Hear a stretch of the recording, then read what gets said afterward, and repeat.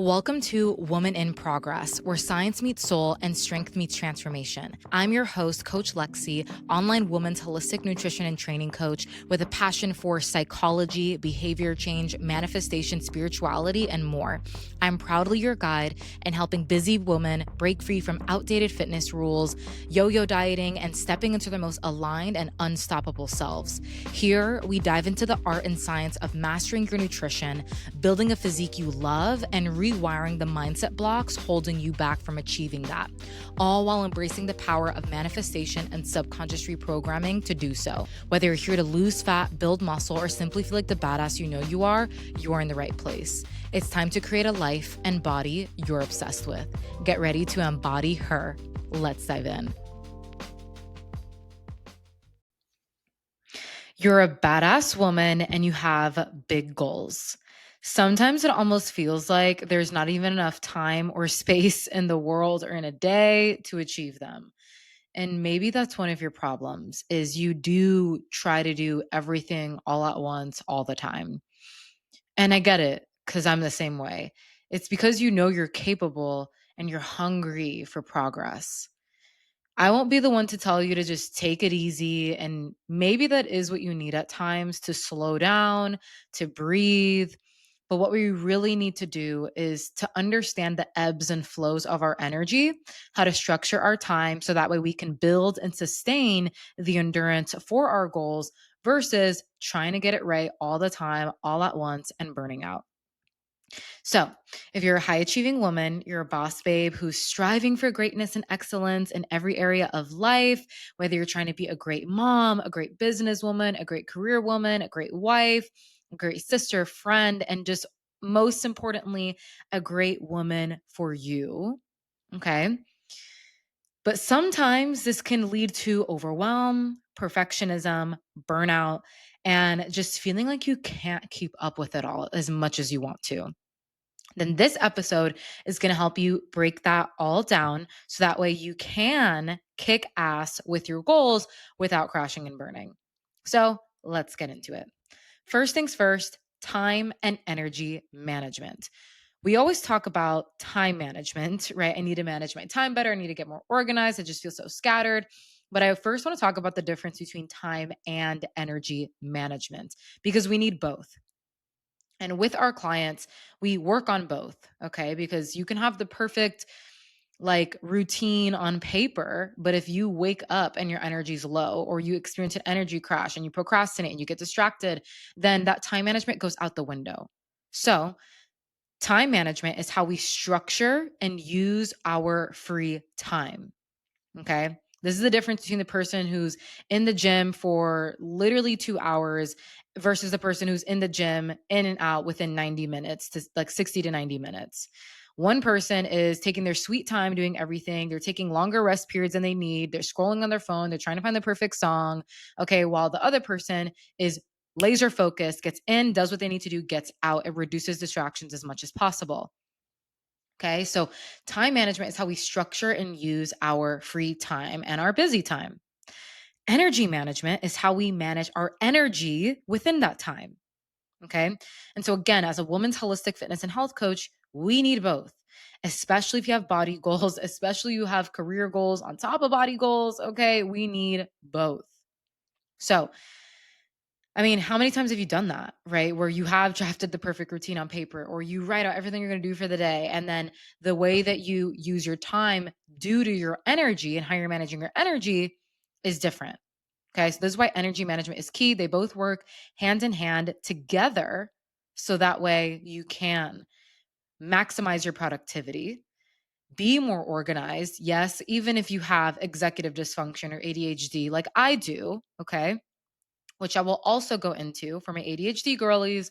I know how frustrating it can be to wake up, declare your productivity just to end the day, extremely disappointed and really down on yourself for how you felt like you wasted your time. Okay. Now, executive dysfunction is real, whether you're diagnosed or you suspect that you have ADHD. It's very high in women, so I wouldn't be surprised. But there are things that we can do that are in our control to manage that and reduce those symptoms. So, now that we kind of gone into time versus energy management, and then later on in the podcast episode, we'll obviously go into my top tips for long term consistency, and also mindset shifts that we need to make to reframe our thoughts, reframe our thinking. So that way you can move the needle forward instead of feeling defeated or just beating yourself up or, feeling like everything needs to be perfect for you to execute on everything all the time. So let's start with time management. Okay. Time management is obviously very important. I mean, raise your hand if you feel like your time management could be better. Okay. And so the first core pillar to time management is prioritization. Okay. If you have goals for your health, if you have goals for your, career, then you need to focus on your health because you can only get as far as in your career from a place of joy and pleasure and remaining in your feminine as deep as you are allowing yourself to take care of yourself. And I know there's a wide range of women that listen to this podcast, from mothers who also work full-time jobs, who are also in school, those who don't have kids but plan on having kids, and are in school and in work and all of the things. Regardless of where you're at, being able to prioritize what is the most important without putting yourself, your health, your fitness, your nutrition on the back burner is key. And this is why when all of our clients come to work with us at Embody Her, which is our women's online holistic nutrition and training coaching service program, um, we always make sure that their goals are in alignment with the season of life that they're in. So that way we can make sure that the rate of progress that they're seeing is in alignment with where they're at in life, right? In the sense that it's sustainable fat loss or sustainable muscle growth versus, being very, very aggressive when they have a lot going on with school and work and then crashing and burning. That's not what we want. Okay. So being able to prioritize, right? And let's do that right now, matter of fact, together. If your top three priorities going to the first 2 quarters of this year, and in the sense that these are the areas that you want to make the most progress in by the end of quarter 1, quarter 2, and this year in general. If those three are career/money, fitness and health, and like family, friends, relationship, or travel, whatever it is, spirituality, like that third one can literally be anything you want. But if those top two have to do with health and fitness and money, okay, then your time and energy and money should be going towards those things. Okay. So when we know what our priorities are, then decision making becomes simpler until we overcomplicate it. So if you say that you want to get into the gym and you want to get into working out and you say it's a priority, but your actions aren't aligning with that. And I can already hear you guys saying, no, I'm consistent with the gym. It's just my nutrition, which we'll get into. But I still know that there's, again, mothers out there or students or people who have maybe taken a break from the gym for a while and you're still experiencing a little bit of that rut or gym anxiety or whatever. And you know you need to get back into it. Maybe you have been here and there, but you're not at the level of consistency you want it to be. Okay. Then there is a disconnect between what you say that you want and what you say is important to you and your level of embodiment. And if you want more confidence, then we have to embody what we say our priorities are. And this allows us to really put a filter on our decision making process, because when we know what's important to us and we know where we want to make the most progress, there should be no room for discussion, right? And these you want to create non negotiables around, which brings me to my next piece. Prioritize. And when it comes to prioritization, create non negotiables. The biggest mistake that I see women make when trying to reach their body goals, lose weight, build muscle, get toned, get strong, all of the things, insert goal here. Okay. There's this immediate out the gates motivation. And then after a few weeks, you start to waver. You start to negotiate with yourself. You start to bargain with yourself. You start to tell yourself tomorrow a little bit more often. And tomorrow turns into another day, another day, another day. And, who knows when you'll get back on it. And so when it comes to time management to make progress with your goals, we want to prioritize. And how we prioritize is by identifying the areas of progress that we want to, the areas in life that we want to make the most progress, filtering our decision making through those priorities. Okay. And creating non negotiables. You only need a handful of non negotiables. It's better if it's even less, especially if you're starting out trying to make a lifestyle change. Don't have like 10 non-negotiables every single day. I'll share with you some of my non-negotiables. Okay? I want you to come up with one for each area of health and fitness. Okay? So our holistic framework is, and we're going to go into this with energy management, okay? Is sleep and stress, nutrition, movement. Having non negotiables in each of those areas, which again we'll dive deeper into when we transition to energy management, is going to allow you again to reduce the amount of decision making that it takes because these are non negotiable. You're not negotiating with yourself. Okay. If your work tells you, hey, you have a meeting at 7 p.m. tomorrow, you might, whine and groan, but you're going to block off that time. So why is it any different with yourself? Right. So again, I know you're a boss ass woman, and if anything, you need to relax. So we'll go into again how to further manage your time better. Next thing, audit your time. You do not know how many times I've heard from women, especially my busy go ladies. There's just not enough time in the day. I just wish I had more time. I just don't have the time. And then when we go into a time audit, they do have the time. And it's not that they're not busy, they are busy. It's that the way that they're managing their time outside of their obligations is usually through things that waste their time. So, mindless scrolling, mindless TV watching. Again, priorities. You are procrastinating the task that you need to do with a task that is also important, but not as important as the one that you need to do. Okay.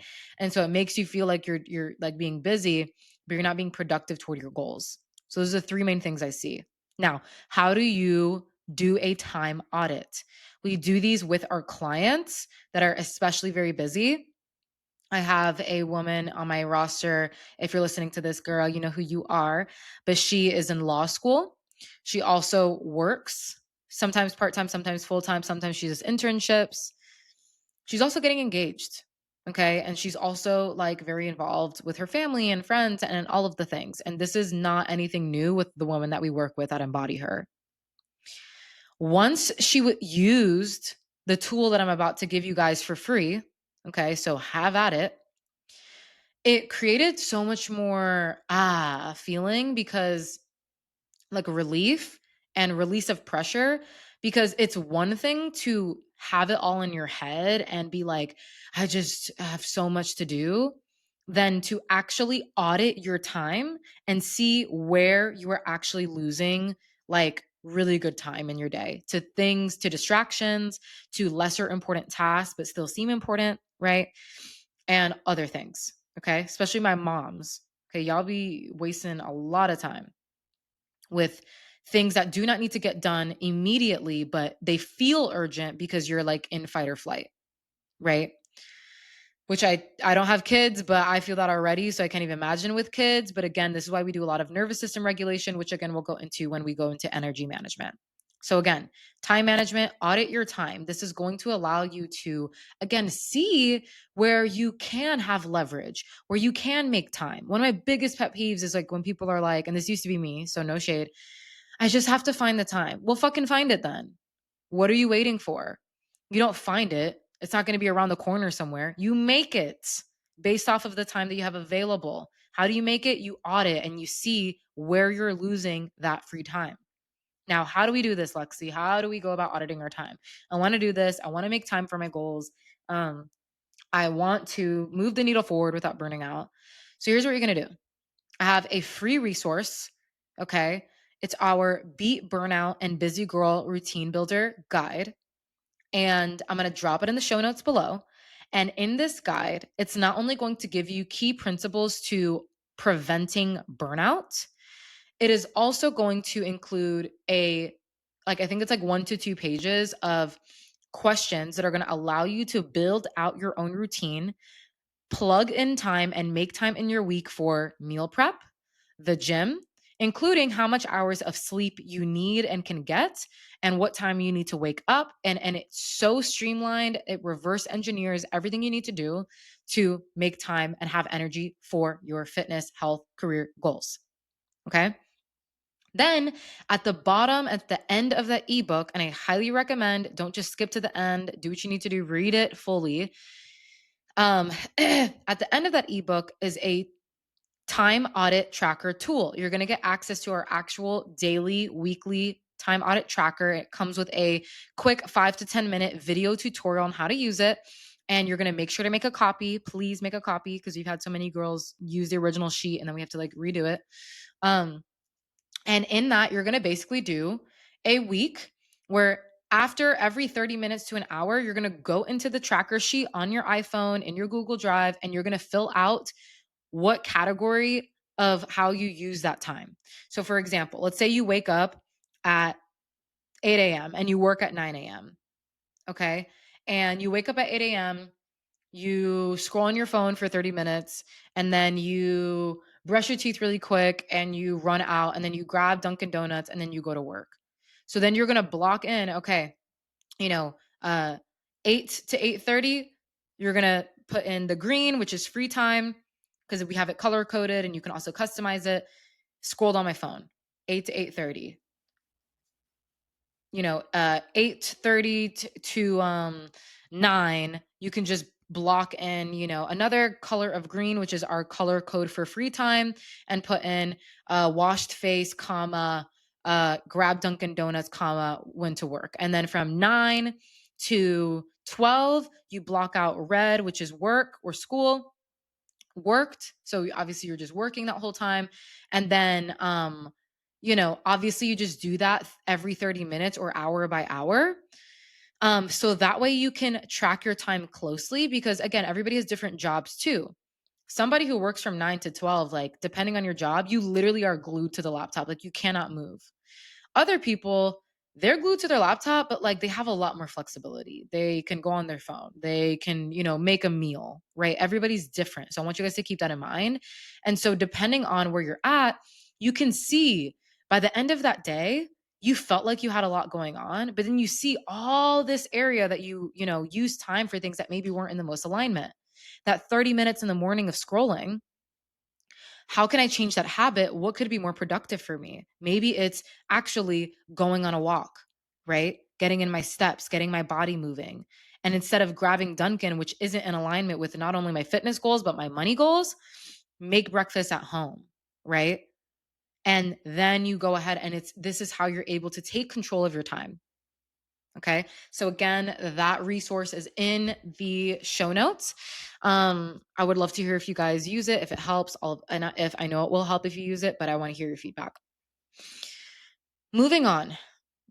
I want to talk about the power of micro scheduling when it comes to managing your time. So using time blocks literally changed my life. And again, as someone with ADHD, I used to get really frustrated sometimes because, the perfectionism would come in and I would be like, well, I didn't use my time exactly how I time blocked it. And I would kind of get like frustrated. But over time, I just started to like shift, instead of like seeing my time blocks as things that I absolutely needed to do on the dime, more so saw it as just like providing myself structure to do the things that I needed to do and remember the things I needed to do, like eat and, like other things in my day. And this allowed me to actually set time aside for that thing. So I'll give you an example. One, I use my Google Calendar for literally everything. Okay. So and I color code it. So my meals are in Google Calendar. I just put it as set every day. It's just in there every single day. So I have my first meal around 9:30. It's usually a shake. Again, that's just what works for me. Then around like 12:30, I have like my actual breakfast brunch type of vibe. And then around 3:34, I eat again. And then around 6, I eat again. And that's like my last meal for the day usually. Yep, correct. And then I might have like a yogurt, like I'm about to drink one right now. It's like 20 grams of protein, probiotics, super chill, getting my calories, getting my shit. And that's obviously not on my calendar because I don't need to do that. But blocking out time for my meals, and especially for someone who quote unquote forgets to eat because you just get so caught up with your day and you have goals to build muscle, recomp your physique, but most importantly, just have energy. Right. If you're always feeling tired and like you don't have energy and you always have to like put on a fake, force your happiness and you're happy maybe, but like you have to force with your coworkers and whatever because you're just so depleted. It's like, well, girl, because you need to eat more calories. Our brain uses food just the same way that our muscles do. So putting on my calendar meals and keeping that consistent has allowed me to stay true to my meal timing. So that way, one, my appetite is normal, right? Because if you go long hours without eating, now you got to catch up on all these calories that your stomach does not have the capacity for. Okay. And then this is when you hear people struggle. Oh, I struggle with my appetite. No, you struggle with your meal timing. That's what you struggle with. And maybe other things like gut health and movement. Okay. But we're not talking about that today. So, actually using time blocks, whether that is in your agenda, whether that is in your digital calendar. For me personally, I use my Google Calendar because I work from home, I work on my laptop. It also translates to my iPhone, so I get reminders. It's just perfect for me. I use my Google Calendar for everything. And then, I also have like my agenda on the side where I do like little to do lists and like little tasks that I know I need to check off. And then which brings me to my next thing, having a big three. Okay. If you're somebody who is like so used to creating a list of 10 things to do every single day, and then maybe you only get done half of it and then you feel like shit about yourself at the end of the day, I want you to try this and see how it works. And again, guys, like take these tips, apply it to your life, mold it to what works for you. It took me years to find out what works for me because you start off not knowing what to do. And then you're taking in all this information on what other people do. And then you have to play trial and error with what works for you. Okay. So let's take a second to let this information digest. Okay. So now that we let that information digest, big three. So having a big three is really just about what are the top three needle moving tasks that if I get done today, I will be satisfied. Right. And so you can have a big three for health and fitness and then a big three for like career or school, for example.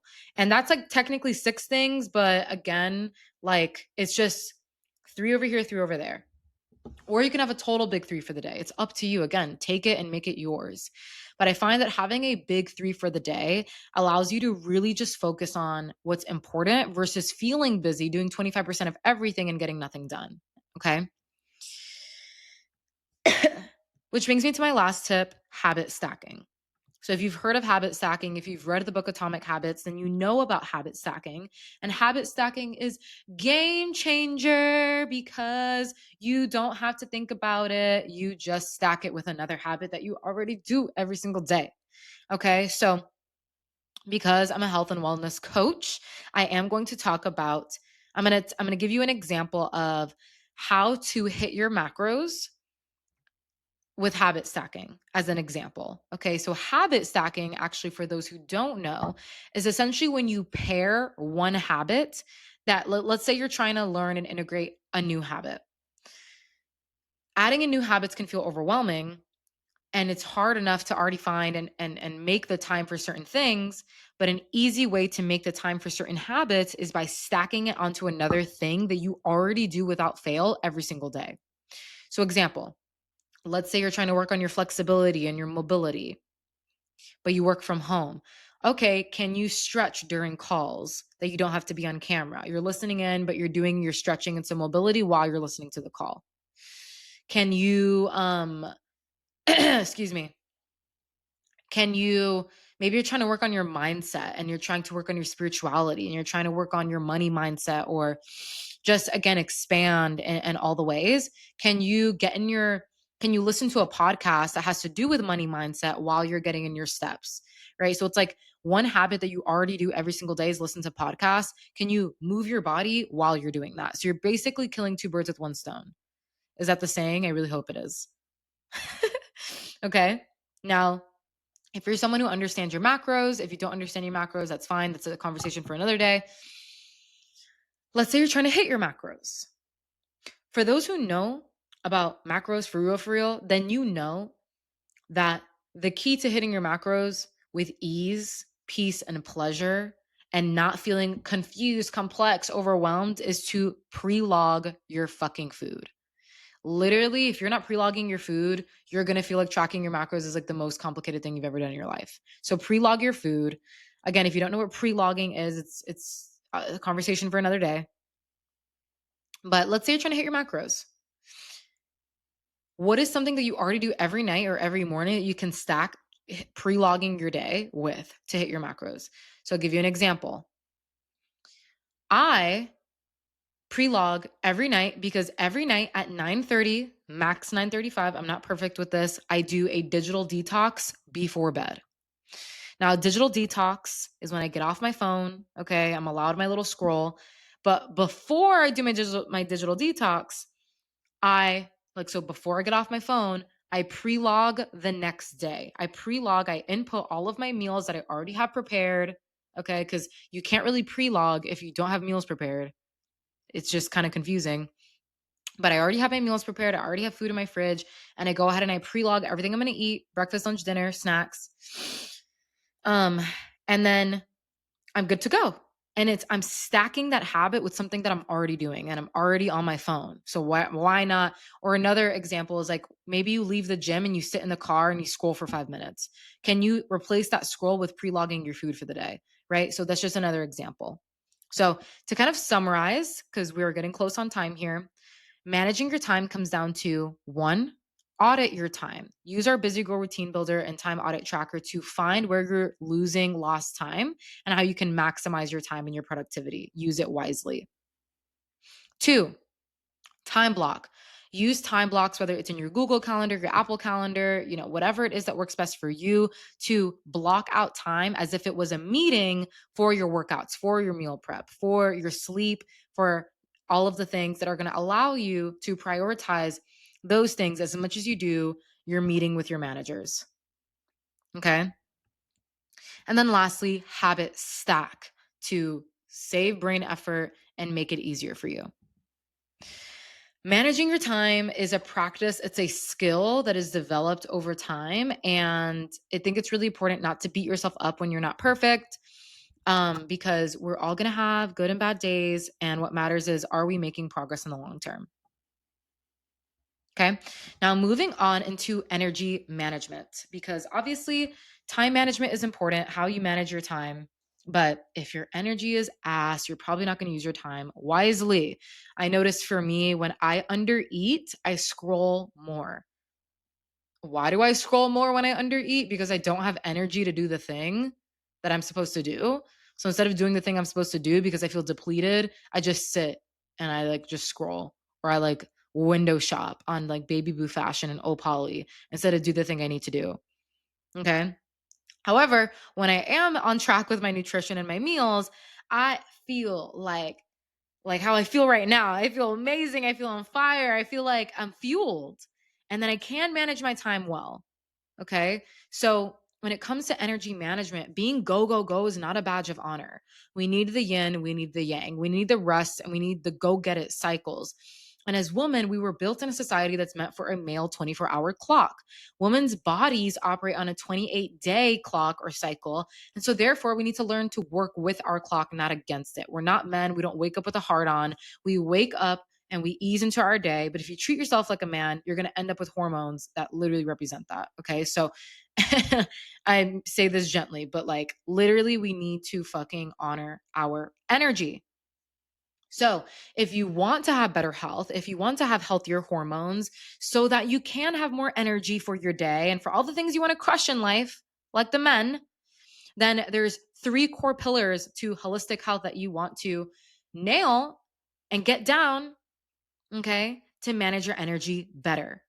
And that is sleep and stress. I put those both in the same one. Nutrition and movement. Okay. So sleep and stress go hand in hand, because if you don't get that good sleep, then your cortisol is going to be higher. Oh, I feel fine on 6 hours of sleep. Yeah, because your fucking cortisol and adrenaline is through the roof and you don't even realize it. That's also why you don't have an appetite.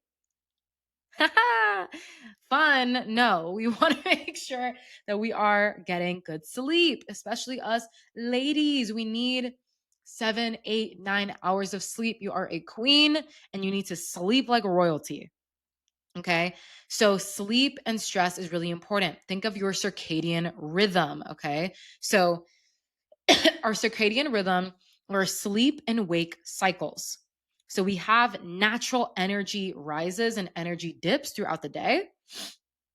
And when we take care of our circadian rhythm, our sleep and wake cycles, then we're able to have more consistent energy throughout the day. We all have like little dips, but it should never be a crash. If you're experiencing energy crashes midday or at the end of the day, and then you get like a jolt of energy at the end of the day, and you're like, I'm the most creative at night. No, we need to get your circadian rhythm on point. How we do this? Audit, again, the same way that I said, audit your time, audit your hour before bed and your hour in the morning. Again, if you get the Busy Girl Routine Builder in the show notes below, it'll actually take you through an audit.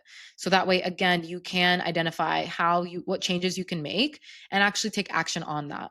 Okay. So sleep and stress, AKA your circadian rhythm, audit that hour before bed. How are you using your time an hour before bed? How are you using your time an hour in the morning? And what can you swap those things with to make it more restful, get better rest, um, relax your muscles and your body and your brain? Okay. So, like, find solutions. You can either be problem oriented or solution oriented. Which one do you want to be?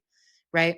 So, if you have insomnia because you're always in your head before bed, can you journal before bed so that way you get those thoughts out on paper?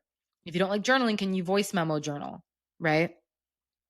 If you feel restless before bed, you need to look at, okay, are you eating enough food throughout the day? Because if you're not eating enough and you're under eating, your body's going to be stressed out. Are you eating a big meal too close to bed? So then your core body temperature is too high, which is making your body feel more awake.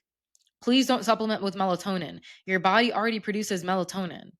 But you could supplement with magnesium glycinate, which will help your muscles relax and allow you to get better rest. Okay, so there's things that you can do to support your sleep, so you get better rest and you can actually become the morning girly that you've always wanted. Okay. Because if you're trying to become a morning girly, again, it's not about, oh, and time man, like I need to wake up at this time. It's if you want to wake up at 7 or 6 or whatever the fucking time is, you need to start with your nighttime because it doesn't matter. You're going to choose sleep every single time if you're anything like me. Okay. So that's the first part of energy management is sleep and stress and that. Next part of energy management is food. Food is literally fuel. How is food fuel? Well, calories are simply a unit of energy, and it's how we measure energy. Energy, aka food. Where those calories come from are from your macronutrients. Okay, so our macronutrients or macros for short are our protein, carbs, fats. We need all three in different amounts. Okay, and so our macros make up our calories. Altogether, this is the food, this is the fuel that not only our muscles need to recover and to rest and to build, but also our brain needs. Okay. So if our brain, which by the way, our brain uses up around 130 grams of carbs a day minimum. Most of y'all are not even eating fucking 130 grams of carbs a day. You're trying to cut out more carbs. And remember, guys, there's different types of carbs. You want complex and you want simple carbs. Refined carbs, they can fucking be 10%, right? So you need carbs. That's why when girls are like, oh yeah, I'm just focusing on protein. What about carbs? What about fats? Okay. So, nutrition is the first thing we need to look at is are you even eating enough calories? Okay, because if you're not eating enough calories, some symptoms that you could experience is again feeling really depleted by the end of the day, feeling really exhausted at the end of the day, feeling like you just don't have the energy for your goals, feeling like you need to rely on Celsius or caffeine to drive you. Okay, not really having a consistent appetite, right? Feeling restless, getting insomnia, feeling anxious, even depressed sometimes. Those are signs that you're under eating. Sometimes you lose, like your weight fluctuates like crazy. Maybe you lose a lot of weight and then you kind of gain a lot of weight, especially if you like go on vacation or something, like gain 10 pounds. Like you're under eating. Okay. So, with that, you need to make sure you're eating enough calories total. Second layer to that is, are those calories coming from things that are actually going to nourish you?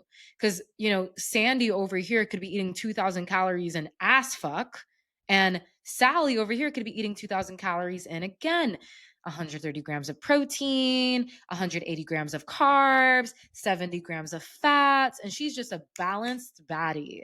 And if you want to be a balanced baddie, then you need to master your nutrition.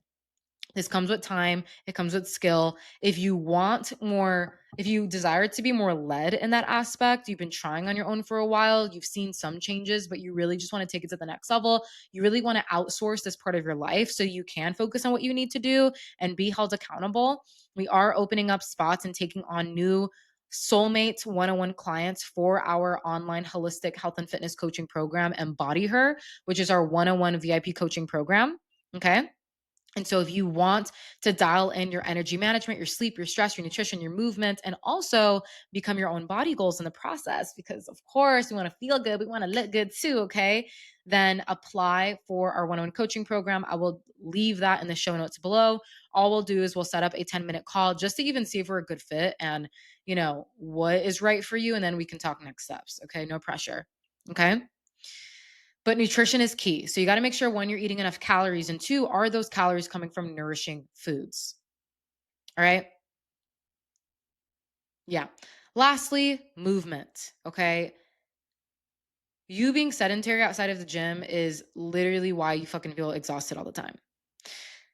One of the biggest problems I see, and like I see this on social media, is like, cortisol face, reduce your cortisol. Your cortisol's so high. Well, bitch, sometimes it's too fucking low. And you need to actually have some stress in your fucking day, some good stress. Go out on a fucking walk. Walk on that walking pad that has dust on it, right? That's been collecting dust. Move your body, go to the gym, work out, actually apply some stress to your life. And you actually notice that you feel better.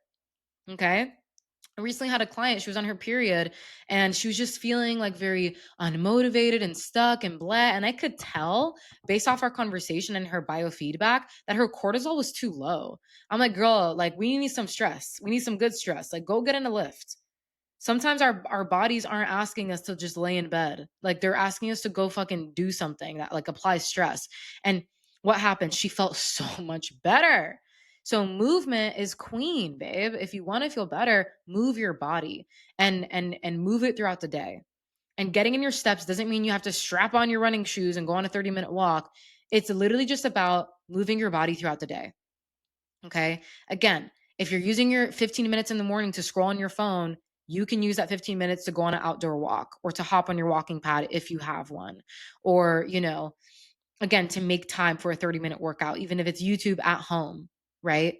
It's like priorities. Okay. So if you want better energy, those are the three core pillars you need to look at.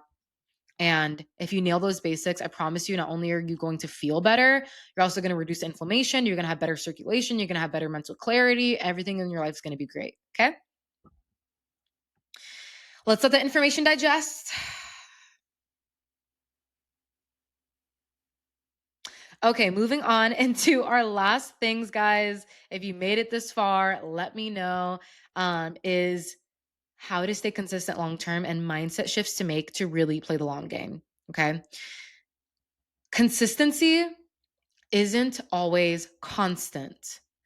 And this was game changer for me to hear because I almost felt like I needed to be on this constant streak. And while streaks are important, you do want to be nailing your basics every single day, most days.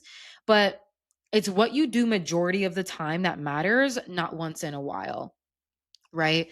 And so consistency isn't always constant. And although we do want it to be pretty consistent in terms of like we're doing everything majority of the time so you can make progress, right? Because if you just tell yourself, oh, consistency isn't always constant, and then you're using that as an excuse to just like not be consistent, that's different. But we have discernment, right? But the thing that helps you stay consistent more constantly is having systems and structures and routines. But not only that, remaining adaptable. Okay. Remaining adaptable to your routines. My perfectionist babes, my all or nothing babes. One, let's stop identifying with that because it's hurting you more than it's helping you. And two, yes, having routines is important.